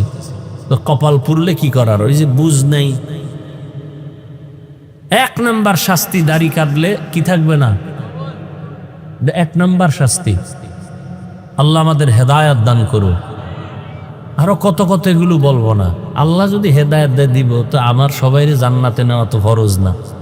দাওয়াত দিলাম, এটা আমার দায়িত্ব। মানবেন কিনা সে দায়িত্ব আপনার, বলবো কিনা সে দায়িত্ব আমার। কেমনে আর বুঝাবো? রসুলের আদর্শ থেকে আরো সুন্দর আদর্শ কারো কাছে আছে? থাকলে বলেন, আমি নবীরটা বাদ দিয়ে তাত্রা নিব।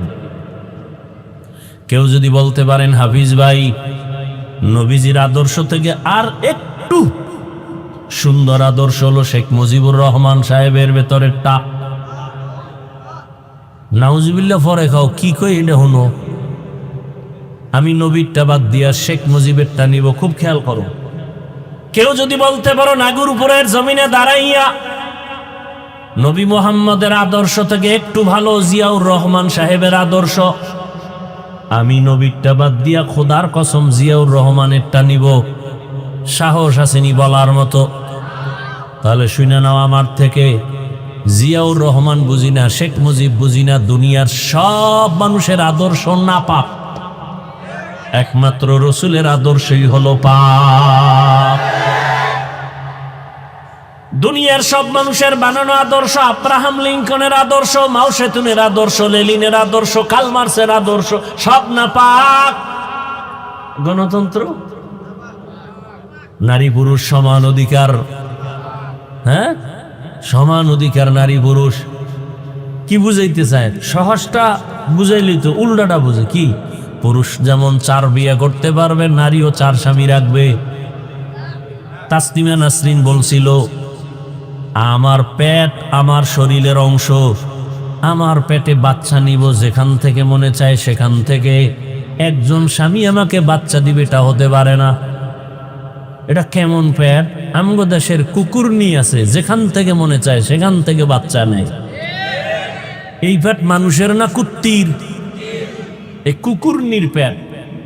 এটা জানোয়ারের পেট হতে পারে, পশুর হতে পারে, মানুষের হতে পারে না। তাসলিমা পশু না মানুষ? মানুষ। কেমন মানুষ? MBBS doctor. কি ডাক্তার? এমবিবিএস ডাক্তার হইয়া কেন এমন পশুত্বের আওয়াজ? একমাত্র কারণ হলো তাফাক্কুহ ফিদ্দিন নাই, দিনের বুঝ নাই। আর দিনের বুঝ না থাকার কারণ হলো কোরআনের আলোর সাথে তার কোনো সম্পর্ক নাই। ঢাকা কলেজের প্রফেসর আহমদ শরীফ, সে বলে আমি মরণ বিশ্বাস করি না, কবর বিশ্বাস করি না। ছেলে মেয়েরে বলে গেল আমি মরলে আমার কবর টবর দিবি না। ঠিকই কপাল খুলে গেছে ফেরাউনের মতো, ওর আর কবর টবর হয় নাই। ছেলে মেয়েরা বাবার দেহটাকে হসপিটালে দান করে দিয়েছে, দেহ দান, আর আর কবর হয় নাই। তো কেমন সান কপাল যে মাইয়া ফোলারা যে একটু যাই কবরের পাশে দাঁড়াবে, কবরও নাই। ও আমার বাবারা, তাহলে পুরো বয়ান মনে রাখতে পারবা না, 2-3টা কথা মনে রাখো। এক, তোমরা দুনিয়া দুনিয়া কইরা কত উপরে গেছো, আর আমরা আখেরাত কইরা কইরা কত নিচে নামছি। হিসাব মিলাবা, এটা হিসাব মিলা একটা লাইনে যাও। নাম্বার 2, তোমার মতো জেনারেল লাইনের মানুষগুলো যদি জেনারেল পথে থাইকা 5 ওয়াক্ত নামাজ পড়ে তুমি পারো না কেন, এটাও তুমি মিলাও। 2, 3 নম্বরে মদিনা বলা নবীর আদর্শ থেকে যদি আরো ভালো আদর্শ তাকে দেখাও, আমরা নিব। কিন্তু আজও পর্যন্ত কেউ প্রমাণ করতে পারে নাই। আজকে যদি নবীর আদর্শ মতে জমিন চলতো, দুনিয়ায় মরার আগে মানুষ বেহেশত দেখা যাইতো। নবীর আদর্শ কত সুন্দর, কাউকে গালি দেওয়া যাবে না, মিথ্যা বলা যাবে না, কারো হক নষ্ট করা যাবে না। নবী কেমন কেমন নবী, কেমন আদর্শের নবী আমার। শুধু মানুষ সামনে আসতেছে কোরবানি, নবীর আদর্শ কেমন, একটা পশু জবাই করতে গিয়া আর একটা পশুর সামনে কইরো না, ওই পশু কষ্ট পাবে। কারণ একটা পশুর কষ্ট ইসলাম বরদাস্ত করে না, সেখানে মানুষের কষ্ট কেন ইসলাম সমর্থন করবে? একমাত্র রসুল বলেছেন, আল মুসলিমু মান সালিম আল মুসলিমুনা মিন লিসানিহি ওয়া ইয়াদিহি। খাঁটি মুসলমান ওই ব্যক্তি যার হাত আর জবান দ্বারা অন্য কষ্ট পায় না। একজনকে কথা দিয়ে কষ্ট দেওয়া হারাম, কাজের দ্বারা কষ্ট দেওয়া হারাম। কতটা সব ইসলাম সহজ, এটারে কঠিন বানায় দিছে কেউ কেউ। ইসলাম মানলেই মনে করে মানুষ, মনে হয় বিপদ, অথচ ইসলামটাই হলো মানুষের জন্য নিরাপদ। দেখা হলে আগে সালাম দিবে, ইসলাম। কিছু খাবে ডান হাতে খাবে, পান করবে ডান হাতে, ইসলাম। সালাম দিলে মোহাব্বত বাড়বে, তো শত্রুতা করবে কেন? বারবার যদি সালাম দেয় শত্রু মিত্র হয়ে যায়। তাহলে ইসলাম মানলে সালাম দিতে হবে, সালাম বাড়লে মোহাব্বত বাড়বে, শত্রুতা আর থাকবে। তখন আর মোবাইলে গোপন হত্যা হবে না। সালাম নাই, মোহাব্বত নাই। সালাম দেয় না এমন জায়গায় গিয়ে দেয় যারে দেওয়া জায়েজ নাই। মিস কল পাইছে, আরে খালি সালাম। অথচ মাকে সালাম দাও, বাবাকে সালাম দাও, বোনকে সালাম দাও, স্ত্রীকে সালাম দাও, স্ত্রী স্বামীকে সালাম দাও, এগুলো নাই। বেগানারে সালাম দেয়, বেআই সাহেব বেআইনেরে বারবার সালাম দেয়, বউরে জীবনেও সালাম দেয় না। ইসলাম সালাম কতটা গুরুত্বপূর্ণ। আসসালাম কাবলাল কালাম, রহমতের নবীর আদর্শ, কথার আগে সালাম দাও। এরে পর্দার আম্মা জানেরা, বোনেরা, এখনো এই এলাকায় বহু মহিলারা আছে 5 বেলার নামাজ পড়ে, পর্দা করে, স্বামীর মাল হেফাজত করে, মোবাইলে সময় নষ্ট করে না, নাই? আছে। এরে আম্মা জানেরা, আপনারা কেন পারবেন না? আপনার কারণেই তো জমিনে ভালো ভালো সন্তান আসছে। ভালো সন্তানগুলো ভালো মায়ের কারণেই হয়েছে। মায়ের আদর্শ ভালো তো সন্তান ভালো। জেনারেল লাইনে যত ভালো সন্তান দেখবেন মা ভালো হওয়ার কারণে। ওসি সাহেবের ব্যবহার ভালো কেন? কয় মায়ের ব্যবহার ভালো। এসপি সাহেবের ব্যবহার এত সুন্দর কেন? বলে মায়ের চরিত্র ভালো। দুনিয়ার লাইনেও ভালো সন্তান মায়ের কারণে, আখেরাতের লাইনেও ভালো ভালো সন্তান আছে, মায়ের অবদান। খাজা মঈনুদ্দিন চিশতি আজমিরি রহমাতুল্লাহ আলাইহি মদিনাতুল মুনাওয়ারা থেকে ভারতে আসছেন, কালেমার দাওয়াত দিলেন, লক্ষ লক্ষ বিধর্মী মুসলমান হলো। মায়ের সামনে আনন্দ। মা বলে, বাবায় আনন্দ কেন? বলে লক্ষ লক্ষ বিধর্মী মুসলমান। মা বলে, মঈনুদ্দিন এটা সব আমার অবদান, তোমার কিছুই না। মা এই কথা বলা মাত্র মঈনুদ্দিন বলে মা, কারণ? মঈনুদ্দিনের মা বলে, রে বাবা, আল্লাহর কসম, তুই আমার গর্ভে যখন আসছো আমি মা ঘুমাইতাম না, সারা রাত আমার মাওলার কাছে কান্না করে দোয়া করতাম, ও দয়ার মালিক, আমার গর্ভের সন্তান তোমার ওলি হিসাবে পাঠাইও। দুনিয়ায় যখন আসছো আমি মা এই মঈনুদ্দিন, তোকে যতদিন দুগ্ধ পান করিয়েছি, আল্লাহর কসম, এক ফোঁটা দুধও আমি মা তোর মুখে বিনা অজুতে দিতাম না। যেই মা সন্তানকে বিনা অজুতে দুধ দেয় না, এই সন্তান জগৎ বিখ্যাত হবে না তো কে হবে? ও যুবক, এখনো সময় আছে, তওবার দরজা খোলা। মনে মনে আল্লাহকে বলো, হে মালিক, জীবনে তো মনের জাল মিটাইয়া কম দাড়ি কাটি নাই, কম নামাজ সারি নাই, মনে চাইছে পার্কে যাব, গেছি। ও আল্লাহ, মনের শখ মিটায় কত গুনাহ করেছি, আজকে থেকে তওবা করতেছি, আর দাড়ি কাটবো না, নামাজ ছাড়বো না, বেপরদায় চলবো না। মা বাবার দোয়া নিয়া, শিক্ষকের দোয়া নিয়া, উলামায়ে কেরামের দোয়া নিয়া, নবীর আদর্শ মেনে চলবো। আল্লাহর কাছে মন খুলে তওবা করো। আল্লাহ তওবার দরজা খুলে রাখছেন। ও আল্লাহ, কত বড় বড় বড় বড় নাফরমান গুনাহগারকেও তো তুমি ক্ষমা করেছো। আজ আমি তোমার দরবারের গুনাহগার ক্ষমা চাই। জীবনে গুনাহ তো কম করি নাই, হাতের গুনাহ, চোখের গুনাহ, জবানের গুনাহ, অন্তরের গুনাহ। ও আল্লাহ, আজকে থেকে গুনাহ মুক্ত হতে চাই। তুমি রিজিকের মালিক, তুমি সম্মানের মালিক, তুমি হায়াত দেয়ার মালিক। ও আল্লাহ, আজকে থেকে তওবা করলাম, আর তোমার নাফরমানি করব না। মা বাবার দোয়া নিয়ে চলবো, উলামায়ে কেরামের পরামর্শ নিয়ে চলবো, শিক্ষকের দোয়া নিয়া, নবীজির আদর্শ মেনে চলবো। অন্তরে যদি তওবার নিয়ত থাকে, আল্লাহ পাক মুহূর্তে তোমাকে কবুল করে নিবেন। জানি না কার অন্তর তৈরি হবে, জানা নাই। আল্লাহ সবাইকে খাঁটি তওবাওয়ালা জিন্দেগি দান করেন, নবীর খাঁটি আদর্শওয়ালা জীবন আমাদের দান করেন। আলহামদুলিল্লাহি রাব্বিল আলামিন, ওয়াসসালাতু ওয়াসসালামু আলা সাইয়্যিদিল আম্বিয়া ওয়াল মুরসালিন ওয়া আলা আলিহি ওয়া আসহাবিহি আজমাইন। ইয়া আরহামার রাহিমিন, ইয়া আরহামার রাহিমিন, ইয়া আরহামার রাহিমিন। রব্বিরহামহুমা কামা রব্বায়ানি সগীরা। আল্লাহুম্মা ইন্নাকা আফুউন কারীম, তুহিব্বুল আফওয়া ফা'ফু আন্না। আল্লাহুম্মা ইন্না নাসআলুকা রিযাকা ওয়াল জান্নাহ ওয়া নাউযু বিকা মিন সাখাতিকা ওয়ান নার। আল্লাহুম্মা ইন্না নাউযু বিকা মিনাল বারাসি ওয়াল জুনুনি ওয়াল জুযামি ওয়া সাইয়্যিল আসকাম। ইয়া আল্লাহ, আপনি আমাদের মাফ করে দেন। আলহামদুলিল্লাহিল্লাযী জাআলাশ শামসা ওয়াল কমারা বিহিসবান ওয়ান নাজমা ওয়াশ শাজারা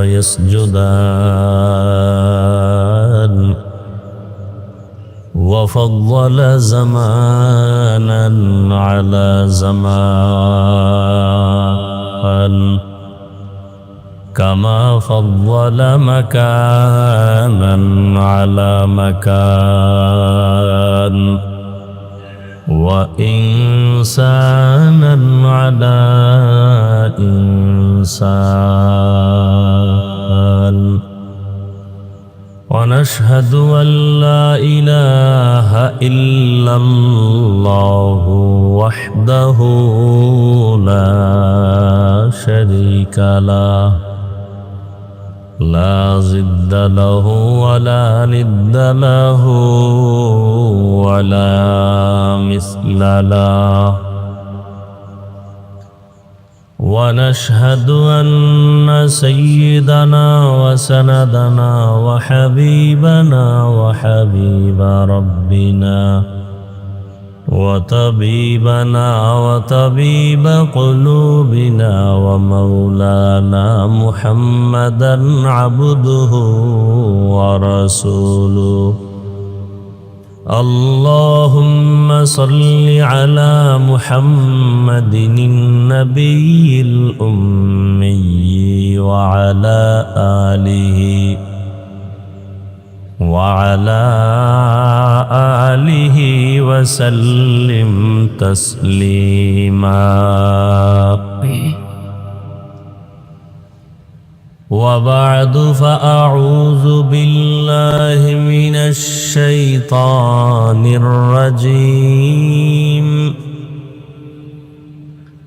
بسم الله الرحمن الرحيم يا أيها الذين آمنوا اتقوا الله ولتنظر نفس ما قدمت لغد واتقوا الله إن الله خبير بما تعملون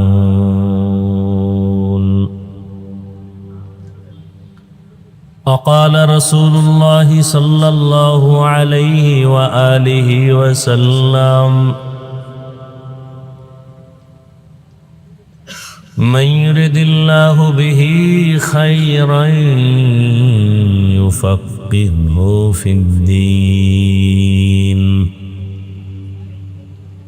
صدق الله مولانا العظيم وصدق رسوله النبي الأمي الكريم ونحن على ذلك من الشاهدين والشاكرين والذاكرين والحمد لله رب العالمين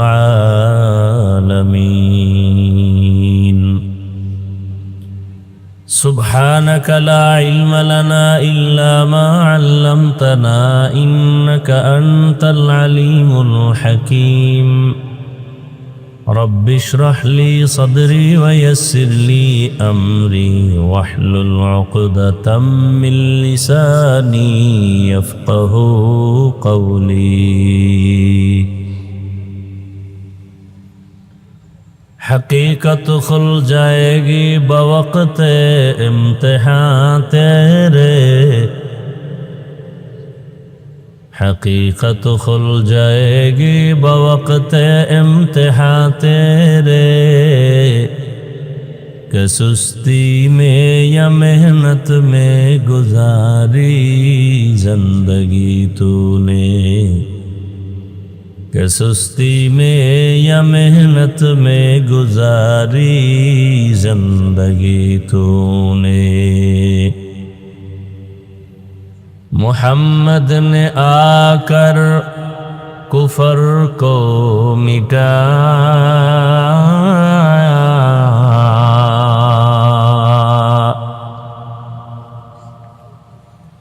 محمد نے آ کر کفر کو مٹایا کفر کو مٹا کر صداقت بتایا کفر کو مٹا کر صداقت بتایا لا الہ الا اللہ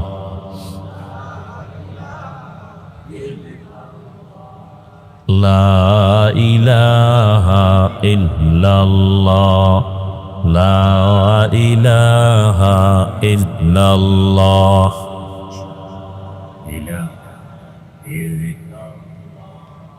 لا الہ الا اللہ محمد رسول اللہ হাজারো লাখো মানুষের মধ্য থেকে বাছাই করে পৃথিবীর শ্রেষ্ঠ মজলিস উলামায়ে আহলে হকের মজলিস গুনাহ মাফের মজলিস তওবা কবুলের মজলিস বরকতিয়ে মজলিসে আমাদেরকে হাজির হওয়ার তৌফিক দান করেছেন শুকর আদায়ার্থে আরেকবার পড়ি আলহামদুলিল্লাহ दरूद व सलाम सय्यदुल मुरसलीन रहमतुल लिल आलमीन शफीउल मुज़निबीन खातमुन नबिय्यीन सय्यदुस सकलैन इमामुल मुरसलीन हज़रत मुहम्मदुर रसूलुल्लाह सल्लल्लाहु अलैहि व आलिहि वसल्लमेर উপর উলামায়ে হযরত আলোচনা করেছেন, আপনারা ধৈর্যের সাথে শুনছেন। পৃথিবীর শ্রেষ্ঠ রহমতের নবী পৃথিবীতে আগমনের 40 বছর পর্যন্ত দ্বীন ও ইসলামের কোনো কাজ করেননি, কোনো দাওয়াত দেন নাই। 40 বছর পরে নবীজি দাওয়াত শুরু করলেন, তাও খুব গোপনে। খুব খেয়াল করবেন, সংক্ষেপ 2-4টি কথা বলবো। নবীজি 40 বছর পরে দাওয়াত শুরু করলেন, তাও গোপনে। তালিম করতেছেন, তাও গোপনে। তাসকিয়ার কাজ করতেছেন গোপনে। শুধু গোপনেই না, নবীজি তালিম করতেছেন এতটা গোপনে, আবার পাহারাদার রাখছেন বাহিরে। অথচ আল্লাহ পাক রসুল সম্পর্কে বলছেন, ওয়াল্লাহু ইয়াসিমুকা মিনান নাস। রসুলের ক্ষতি করার কারো কোনো সুযোগ নেই, আল্লাহ হেফাজত করবেন মানুষের বিভিন্ন প্রবঞ্চনা থেকে। সেই নবীজি দাওয়াতের কাজ করেন গোপনে, তাও 40 বছর পরে। আবার বাহিরে রাখেন পাহারাদা, যে কোনো দুশ্মন এসে আক্রমণ না করে। রসুল তো দোয়া করলেই হয়ে যায়। যখন এভাবে দাওয়াতের কাজ করতে করতে গোপনীয়তা রক্ষায় 39 জন মুসলমান হলো, পুরুষ, আর 11 জন নারী। সেই সময় রসুলের জীবনকে শেষ করে দেওয়ার জন্য 27 বছরের একটা যুবক তরবারি হাতে নিয়ে রওয়ানা দিয়েছে, নবীজিকে দুনিয়ার থেকে বিদায় করে দিবে। রসুলও আল্লাহর কাছে চোখের পানি ছেড়ে দোয়া করতেছিলেন। 40তম ব্যক্তি রসুলের কাছে আসছে, রসুলকে জবাই করবে। 27 বছরের যুবক নবীজির কাছে এসে রসুলের জীবন নষ্ট করা তো দূরের কথা, সে তরবারি ফেলে রসুলের হাতে কালেমা পড়ে এরপরে ইসলামের জন্য আবার হুঙ্কার দিলেন, এমনভাবে যে আর গোপনে দাওয়াত চলবে না, দাওয়াত এখন প্রকাশ্যে চলবে। রসুল এবার প্রকাশ্যে দাওয়াতে নামলেন। কতজন ব্যক্তি নিয়া? 40 জন নিয়া। এজন্য আমাদের আহলে হক উলামায়ে কেরাম যারা আকাবিরিন, তারা বলতেন, তেদাত মকসদ নেহি, মকবুলিয়ত মকসদ হ্যায়। আধিক্যতা এটা সফলতার কারণ না, ইখলাস সফলতার কারণ। ইন্না আকরামাকুম ইনদাল্লাহি আতকাকুম। সফলতা হবে তাকওয়ার ভিত্তিতে, জনসংখ্যার ভিত্তিতে না। কার দলে লোক বেশি এ নিয়ে বিজয় হবে, আল্লাহর হিসাব ভিন্ন। আল্লাহর হিসাব হলো তাকওয়া। রসুল এক হাদিসে বলছেন, 73 দল জাহান্নামে যাবে, জান্নাতে যাবে কত দল? কথা বলেন, এক দল। এই যে 73 দল জাহান্নামে যাবে, 73-এর মধ্য থেকে 72 দল জাহান্নামে যাবে। এরা হিন্দু, বৌদ্ধ, খ্রিস্টান, ইহুদি কেউ না। 72 দল জাহান্নামী, সব মুসলমান। সব কি? মুসলমানের মধ্য থেকে 72 দল জাহান্নামে যাবে। মুসলমানের ভেতর থেকে এক দল মাত্র জান্নাতে যাবে। সেই দলটা কারা? যাদের দলে লোক বেশি। হ্যাঁ, নবীজি বলেন, যারা দুইটা আদর্শকে সমানভাবে মেনে চলবে। কয়টা?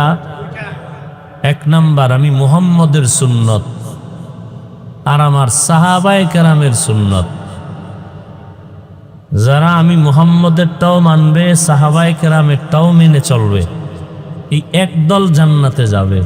তার মানে যারা বলবে আমি মুহাম্মদকে মানি, সাহাবাদেরকে মানি না, এরা মুমিন মুসলমান হলেও ৭২ দলের অন্তর্ভুক্ত। একদল মাত্র হক, যারা নবীও মানে, সাহাবায়ে কেরামদেরকেও মানে। বর্তমান জমিনের হালাত এতটাই দুর্বল যে কিছু কিছু আল্লাহর বান্দা আমার এই সোনার বাংলায় আছেন যে সাহাবায়ে কেরামকে মানবেন তো দূরের কথা, তারা ওপেন বলে, ওমরে ফারুকের নাম ধরে বলে তিনি বেদাতি, ভণ্ড। আমি ঢাকাতে বলেছি যে ওমরে ফারুক রাদিয়াল্লাহু তাআলা আনহুকে বেদাতি বা ভণ্ড বলে, ওর 14 পুরুষ সব ভণ্ড, ওর পেছনে নামাজ হবে না। সাহাবায়ে কেরামদের বিরুদ্ধাচরণকারীদের পেছনে নামাজ মাকরুয়ে তাহরিমি হবে, সহিভাবে নামাজ হবে না যারা সাহাবায়ে কেরামের বিরুদ্ধাচরণ করে। কারণ আল্লাহর রসুলের হাদিস, সাহাবায়ে কেরাম আকাশের নক্ষত্র সমতুল্য, আসহাবী কান নুজুম।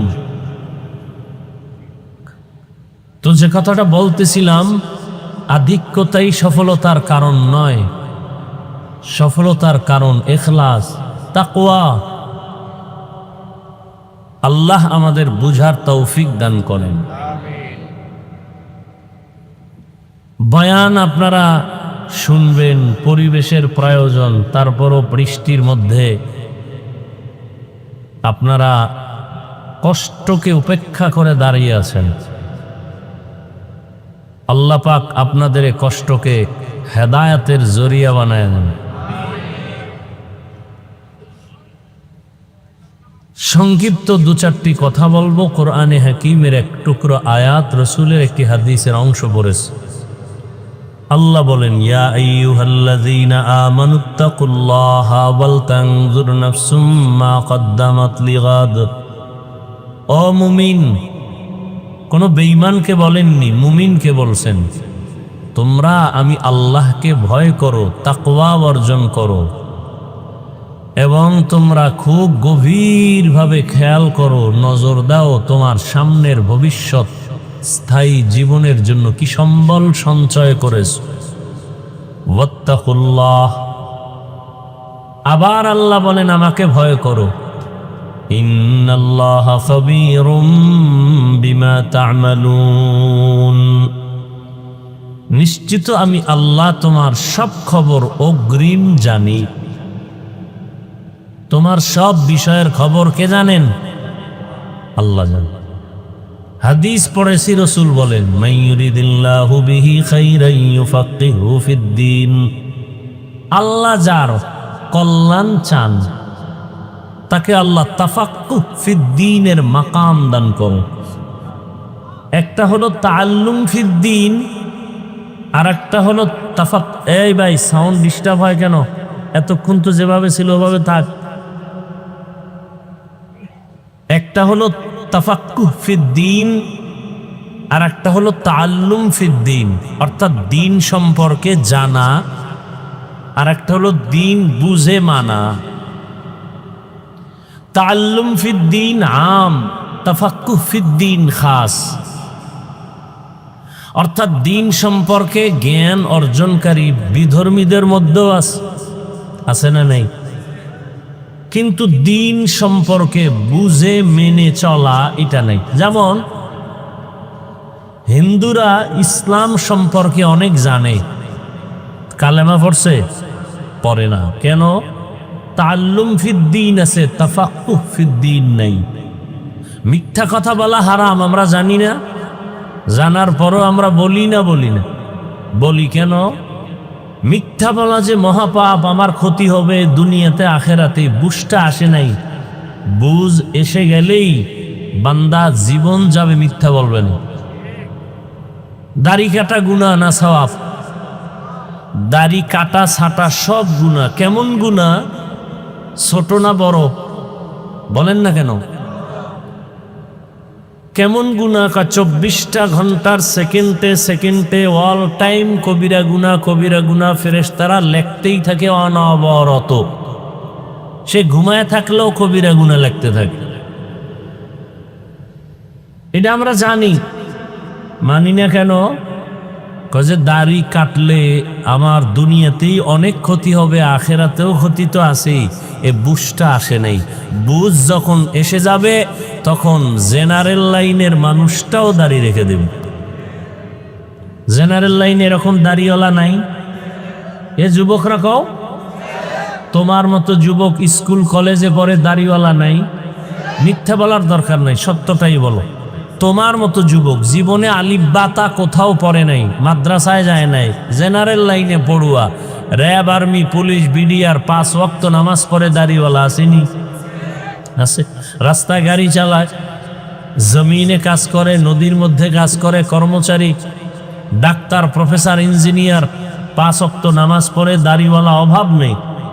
ওসি, ডিসি, এসপি 5 ওয়াক্ত নামাজি, অভাব নেই। তুমি পারো না কেন? এত বয়ান শোনার পরেও তোমার মধ্যে সহি বুঝ আসে নাই। এই বুঝটা তৈরি করার জন্যই ওয়াজের আয়োজন, আর কিছু না। আমরা নতুন কোনো বয়ান করব না, বয়ান হুরান্ডি। মাকাসাদ হলো বুঝ আসুক। বুঝটা এসে গেলেই আজকে নামাজ পড়তে ভালো লাগে না, বুঝ আসলে নামাজ ছাড়তে ভালো লাগবে না। আজকে পর্দা করতে ভালো লাগে না, বুঝ এসে গেলে দিনের সহি বুঝ, তখন পর্দা আর লঙ্ঘন করতে ভালো লাগবে না। আল্লাহ সব ভাইকে সহি বুঝ দান করেন। যে আয়াত আমি পড়েছি, আল্লাহ বলেন, ও মুমিন, আল্লাহকে ভয় করো। কোনো বেঈমানকে বলেন নাই কেন আল্লাহকে ভয় করো? মুমিনকে বলার একমাত্র কারণ, জান্নাত শুধু মুমিন পাবে, কোনো বেঈমান জান্নাত পাবে না, কখনোই পাবে না। আর মুমিনদের মধ্যে তো একটু আগেই বললাম 72 দল পাবে না, এক দল জান্নাত পাবে। 72 দল পাবে না এটা ফাইনাল না, বহু বিচার মাইর খাওয়ার পরে পেতে পারে। মুমিন জান্নাত পাবে যদি 72 দলেও থাকে, বিচার হওয়ার পরে। আর একদল মুমিন, কোনো বিচার নাই, হিসাব নাই, ডাইরেক্ট জান্নাতে যাবে। ওই মুমিন কারা? যারা নবীও মানে, সাহাবায়ে কেরামদেরকেও মানে। কারণ কেউ যদি কোরআন বুঝতে চায়, তাকে অবশ্যই হাদিস অধ্যয়ন না করতে হবে। হাদিস ছাড়া কোরআন বুঝতে পারবে?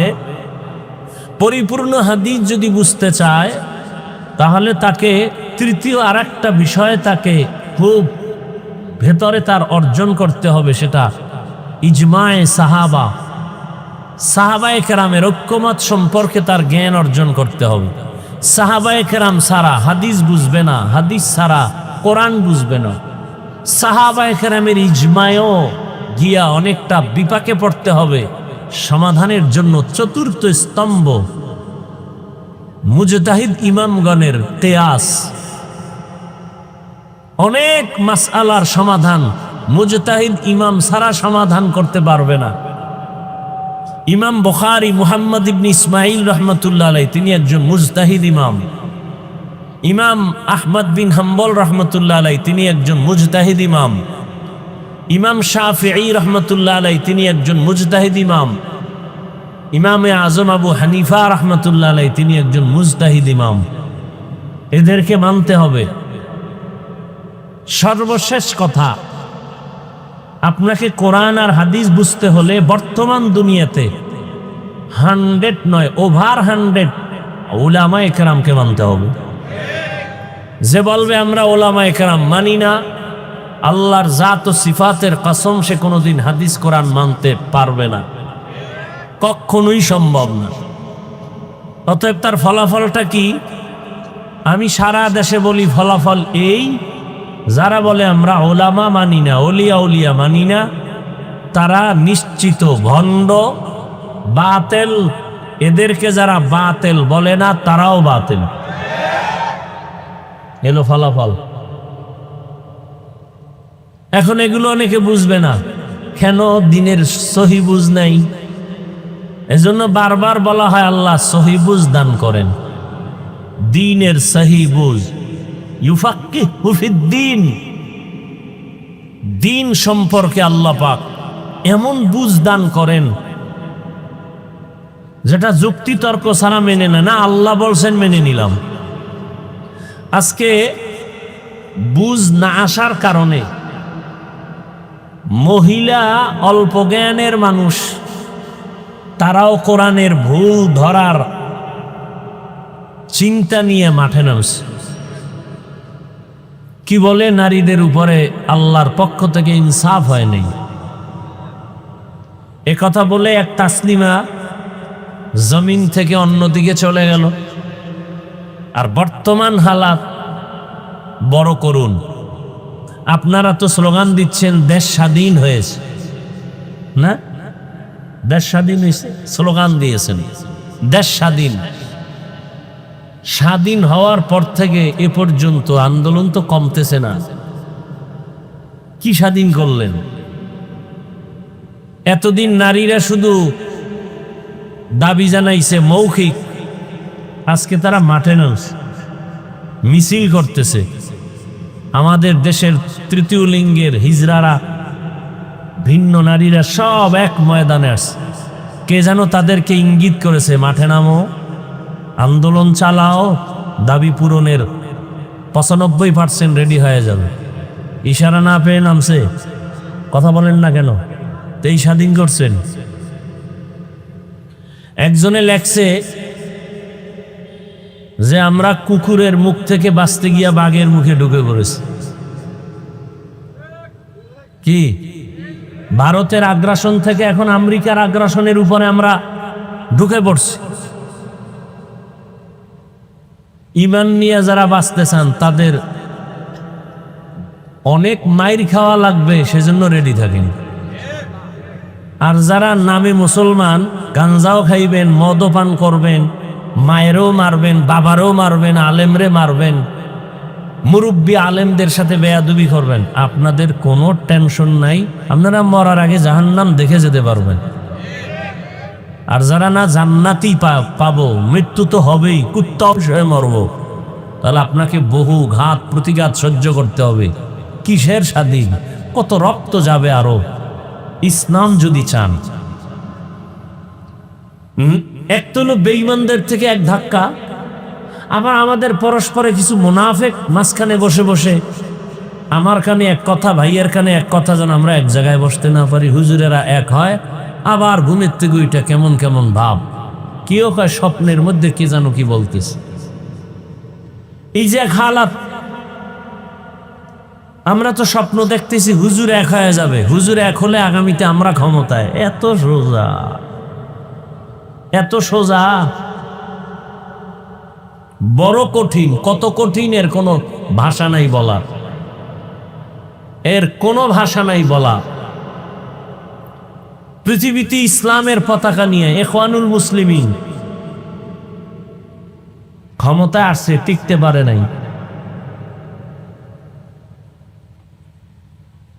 বড় কঠিন থেকে কঠিন। আপনি মনে করেন বাংলাদেশ ইসলাম কায়েম হয়েছে, কি কায়েম হয়েছে?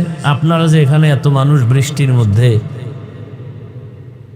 ফজর নাই, জোহর নাই, আসর নাই, মাগরিব নেই, এশা নাই, বয়ান শুনতে আসছেন, নামাজের চিন্তা নেই। অথচ রসুল বলছেন মুমিন বেঈমানের মাঝে প্রাচীর হলো নামাজ। বাইনাল আবদি ওয়া বাইনাল কুফরি তারকুস সালাহ। যে মুমিন সে নামাজ পড়ে, যে বেঈমান সে নামাজ পড়ে না। এই হলো আমাদের ইমানের হালাত। আল্লাহ হেদায়াত দান করুন।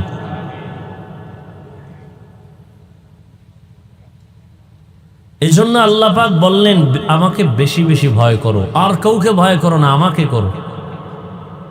আজকে যদি আমরা আল্লাহকে ভয় করি, নাস্তিক, বেঈমান সব আমাদেরকে ভয় করবে। দেখেন, শুধু মানুষ না, বাঘ ভয় করে। এমন মানুষও জমিনে ছিল যে মানুষটাকে কে ভয় করে? বাঘ। আর আমরা কেমন মানুষ যে বাঘকে ভয় করি, আর তারা কেমন মানুষ যে বাঘ তাদেরকে ভয় করে। আমরা সাপকে ভয় করি, আমরা কেমন মানুষ। আর আল্লাহর প্রিয় মানুষ ছিল, সাপ তাদেরকে ভয় করে। বড় কঠিন। তারাও মানুষ, আমরাও মানুষ।